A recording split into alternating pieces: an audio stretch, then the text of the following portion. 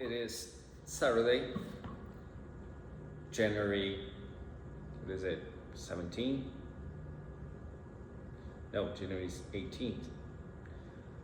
Monday, January 20th, is going to be the inauguration of President Trump.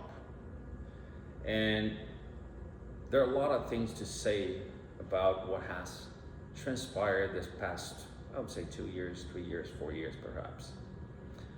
But everything could be good or could be bad. It depends really how we deal.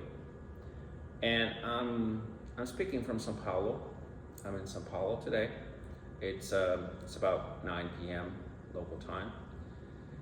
And today, President Bolsonaro took his wife, he was invited along with his wife and his son to the inauguration.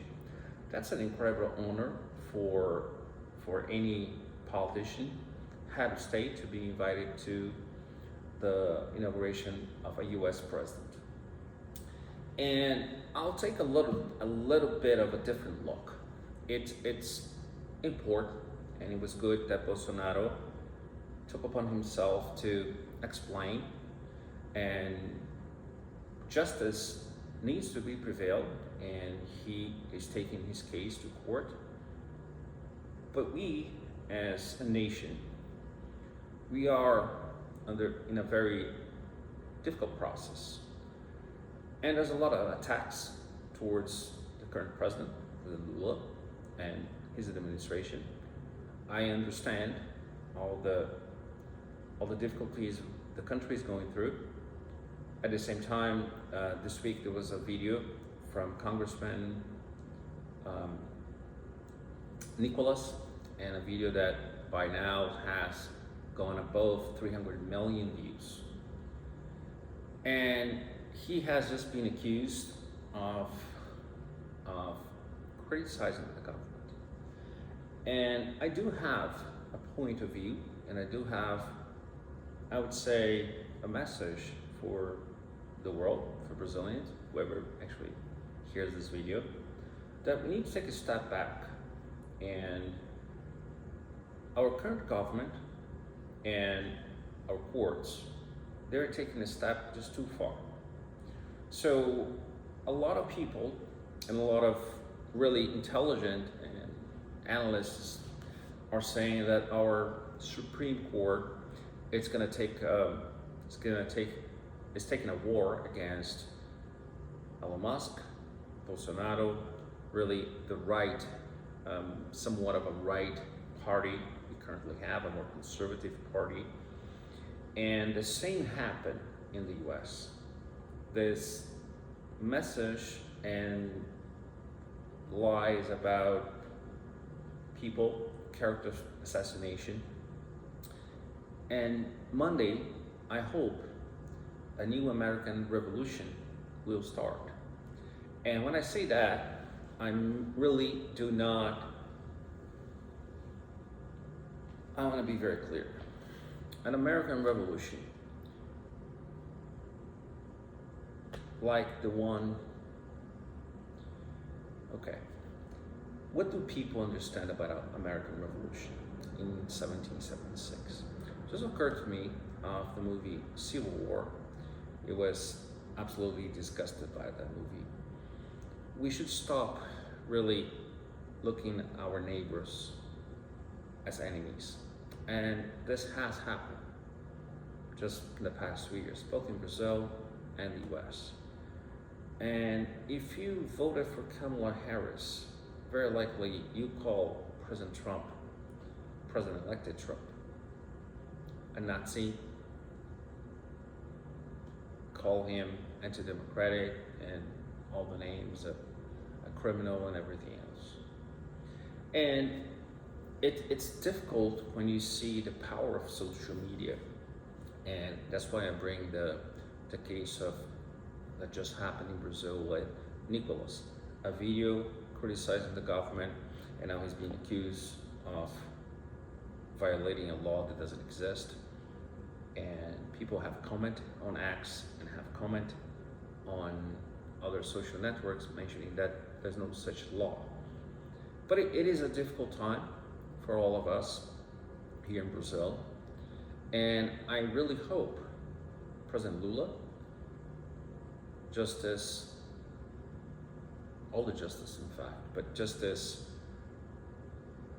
Alexandre de Moraes, take a step back, because what is happening in Brazil, and this video may be cut because it does violate our own constitution. But more than that, we're going just too far.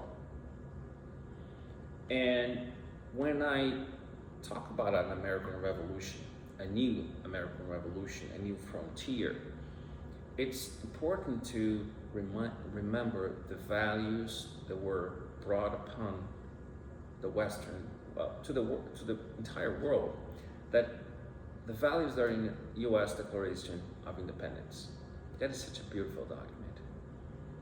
And we are yet to achieve such a union. And every moment and every election, what we all should be striving for, it's a more perfect union. And how we do that, we can diverge and we can have debate.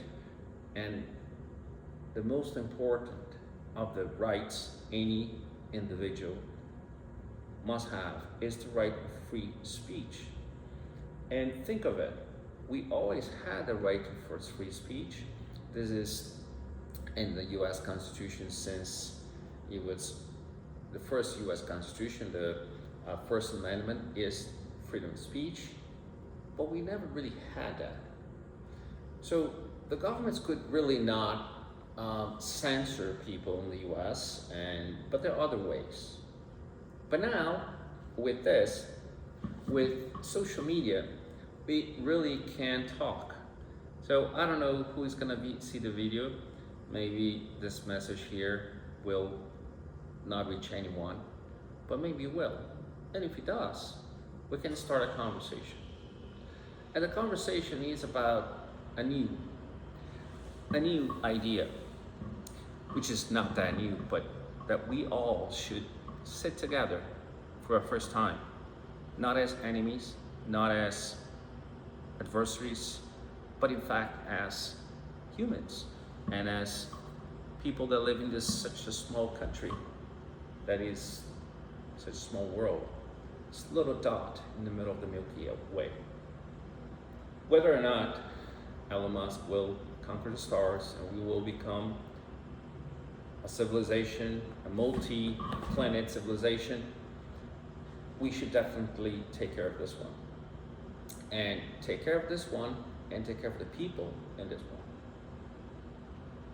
Christian values, Judeo-Christian values, they have created a very beautiful civilization we should be proud of. Can we do better? Of course we can improve. A lot of things we have improved in the past, and we're continually improving this. But what I'm bringing attention to you is that there should be a triad. The US, the idea behind the US, and when I say that Monday morning or Monday afternoon, it starts a new administration in probably the most important democracy in the world, and we know all the problems the US have as a democracy itself, and the re-election of President Trump has proved that there's a way. He has assembled a white tent. Even though people like RFK Jr., have had his, been subjected to character assassinations over and over, he's gonna be in an administration. Elon Musk is gonna be in an administration, and I know a lot of people are happy, a lot of people are unhappy, but we all should be working in the governments that the countries, the state, anywhere we live, because they do affect. Policies do affect. And right now, my proposition to you is that we start change. I will explain a little bit more about this, but we need to look at the US values, the Constitution, the idea behind the US is beautiful. The promise that has been given to the Jews, to Jacob, thousands of years ago about Israel. And when I say Israel, it's much greater than the country of Israel today, than the land. Is this ideal, the promise that was not only to the Jews, the promise that was to every single human being in this planet, to every one that is living. And there's something about Brazil, and in my opinion, that's why perhaps we are under attack. Freedom of speech is by far the most important value, because we can even, and we will, criticize Elon Musk, and if he does something wrong, we don't have to agree on anything. Right now, he's clearly on the right side, but we have people that from time to time, they do good things, they do bad things. So I'm very hopeful, and that's really the caveat that I want to give. I don't want to be another video that talks about President Lula in the most negative way. His administration and the policies of Minister Haddad, from the economic minister, are really being disastrous. And unfortunately, I'm not surprised, but I'm not happy. And that should be a very important caveat. The society in Brazil is divided just like in the US, and we saw how that is not good, not positive. So right now, what I propose to everyone listening to this is that we start something new. We start working to the improvement of whatever or whoever is in office. So if you don't agree with Milei in Argentina, work with him as a citizen, as a business person, or if you're a politician, let's work together. If we can take a man to the moon, if we can really make this civilization, humanity, be a multi-planet, we probably can sort out our differences. We should sit down with Putin. We should sit down with Beijing, with Xi Jinping. We must, in fact. So I understand the frustration, and we need to fight with words, and we need to argue our values. But right now, President Lula, Justice Alexandre de Moraes, we all need to take a step back. Bolsonaro clearly is not being given his rights, and the world is now looking at this. Any direct commercial conflict with the US will definitely be very bad for Brazil. US will suffer much less, but it's not good. It's not good because people no longer believe in the lies about everything you guys really say. There was no picanha, there was no little beer at the end of the week. And the reason why the video where Congressman Nicolas, who, by the way, to everyone around the world that don't know who Nicolas Ferreira is, he received 1.5 million votes to Congress. He has been by far the most, I think he got the most votes, definitely in 2022, but perhaps has been the most votes ever, or maybe was Bolsonaro's son.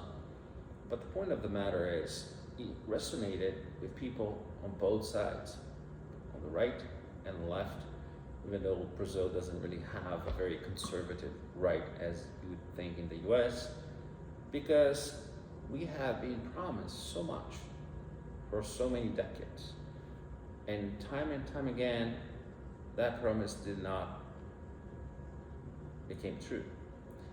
So when Congressman Nicolas Ferreira said that PIX, which is our instant transfer, it is a instant transfer platform free from the central bank.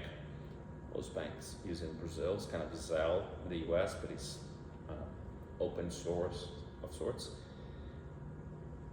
It's not the intention to tax, but at the same time, when you have a government with a budget that just exploded, 2 trillion or 3 trillion in deficit, and you start surveilling this much, clearly the next step is, and very potentially could be, taxation.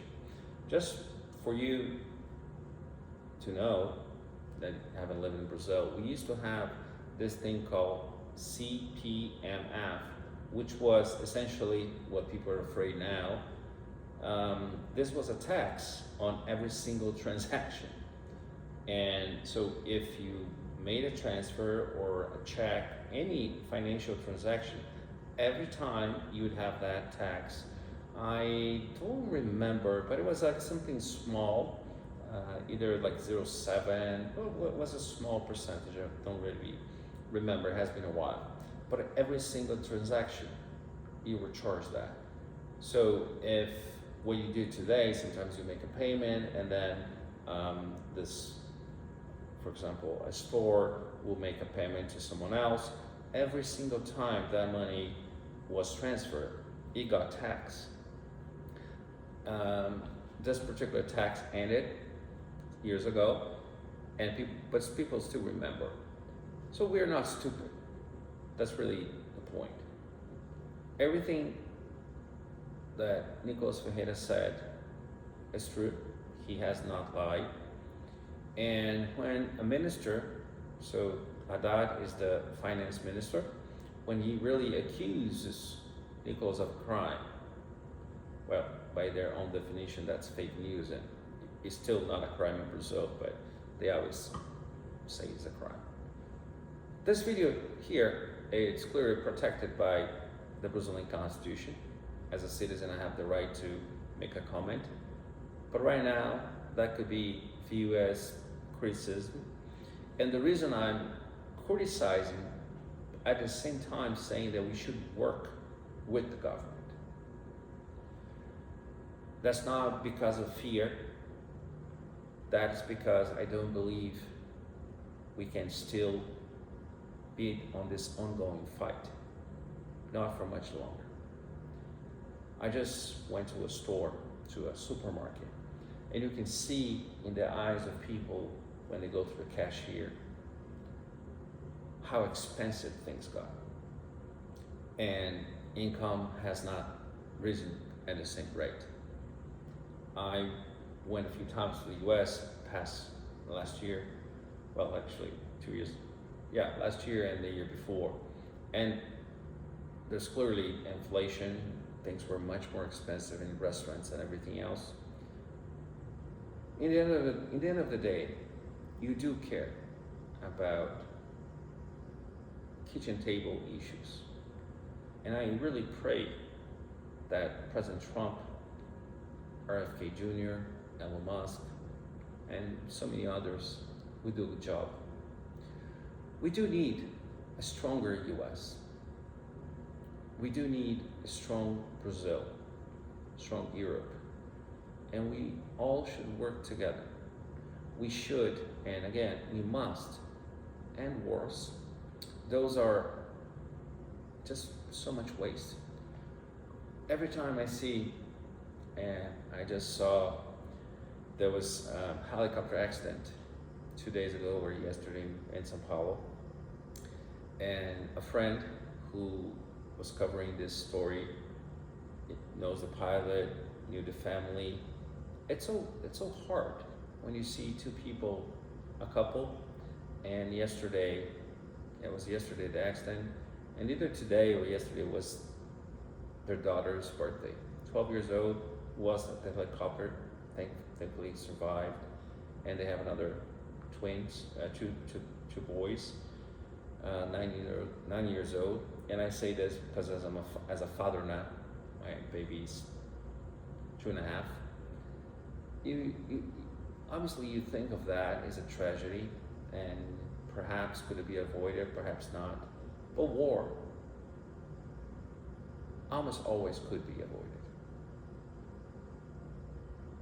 And the matter of the fact is, there might be justified wars, like what is happening with Hamas. Israel should and must defend itself. They must defend their values. But their intention, Hamas' intention, is really to put Israelis in a very awkward and impossible position. And we know they use their kids as shields, and we need to find a way. Evil exists, but at the same time, you only exist because good people don't do what needs to be done. And if we decide to sit on a table, there must be accountability. And I do hope 2025 is just a start. Things will get ugly before we reach anything good. But I do believe, and I want to give you this message of hope, a new American revolution. We're going to look for those ideals. Man is created free. Man is created free, and given rights by his creator.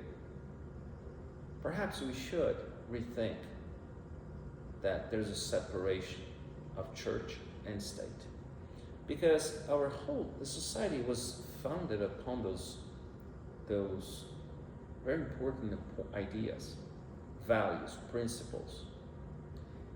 What I believe we must keep from the idea of a separation is that no one should be forced to follow a religion, A, B, or C.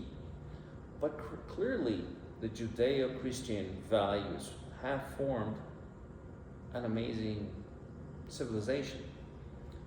And when we criticize, and we must criticize the things that went wrong, but at the same time, we need to value things that went right. And that's really the point. It is a new American revolution, and when I say American, I really mean the world.